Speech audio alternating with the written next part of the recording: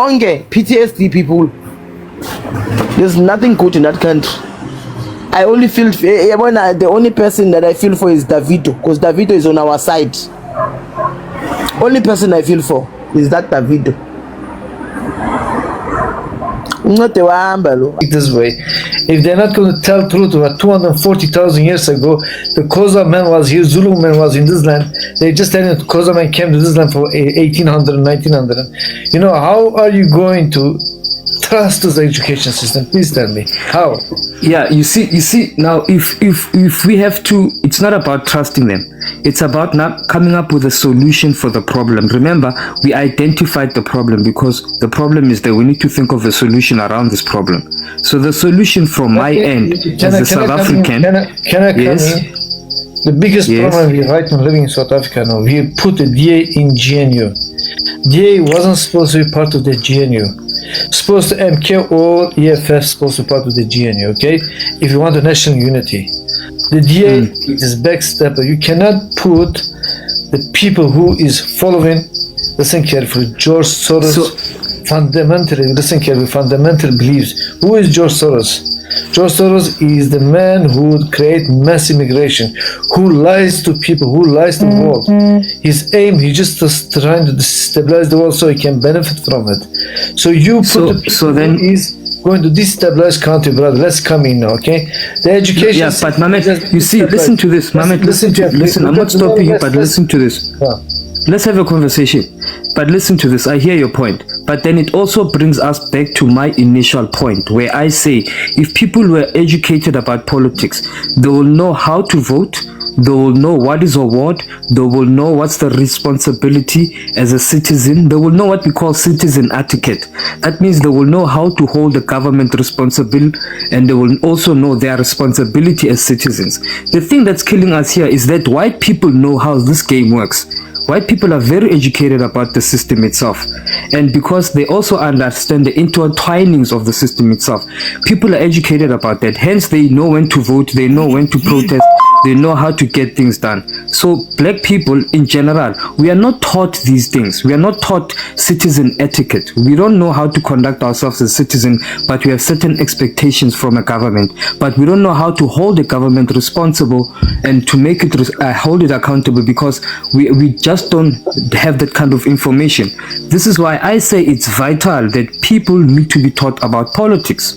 Not politics at university level, but politics about what is a ward, what is the responsibility of your regional office. That basic information like that will also alleviate the issues of how people respond to inquire about basic services, and that will also help us hold the police responsible for enforcing bylaws and so forth.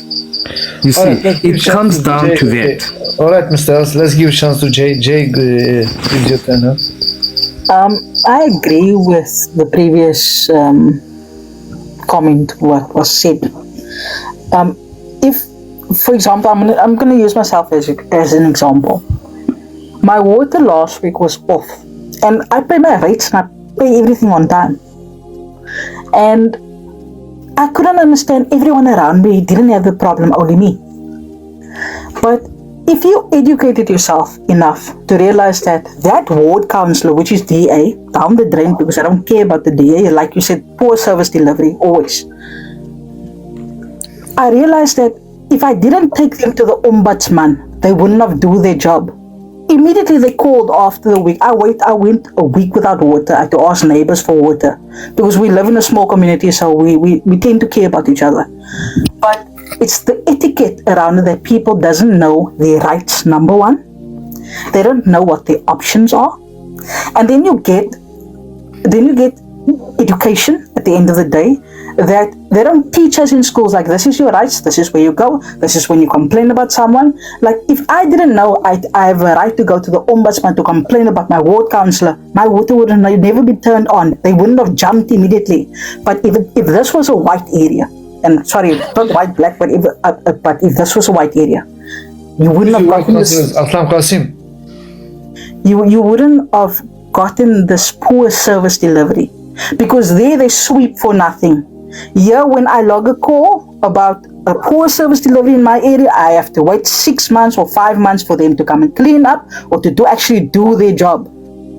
So my thing is, it's frustrating at the end of the day, because townships, this was the topic at the end of the day, it's basically for us to influx, for us to fight amongst each other, for us to kill each other. It is frustrating. When do we come to the point and realize that this is the system that they created for us? When do we realize that we need to stand together as people, that we're not fighting anymore? This is not what you guys is going to have at the end of the day. You don't win, Mr. DA, or whoever you are, Alan Windy, whoever you are. They are all corrupt. That is why I don't understand. If we look at this whole thing, I know AfriForum is not allowed to. We're not supposed to speak about it. It's not the topic. But if you look about the rules about it, why is it that the DA can go straight to Washington, but our president, which is the ANC, can't? But you are creating treason left, right, and center.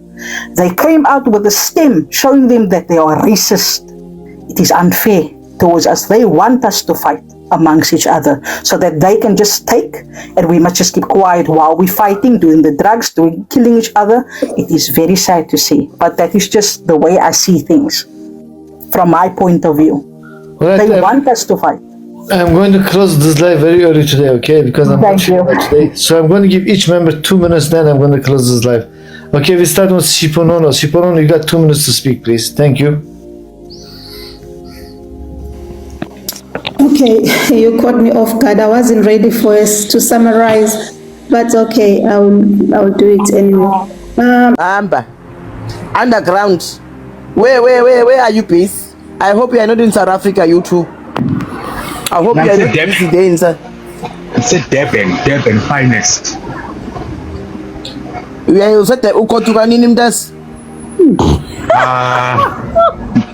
America, South African, so I don't see the reason. No, I didn't ask. When are you going home? I asked you uko tukanini. Take your wife to Zimbabwe, Aibo. I think when I'm 65, somewhere there. Are you listening? I'm listening. Up to 65, then ngizohamba. Bani unamanga lokho kuhamba ku50 nje manje uyakuzwa nangevoice ukuthi kade kwagudla kakhulu lokho.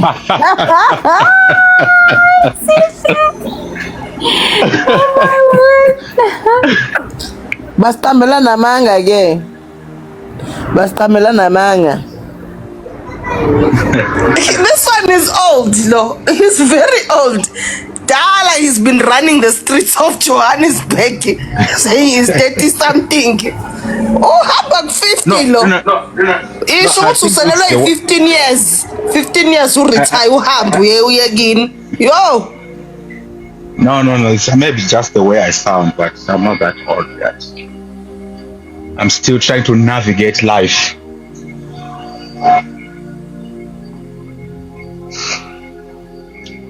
That's why I get 20. Yo, it's been the Nina, it's been. Why must you raise this child in South Africa? Just feel like Zimbabwe.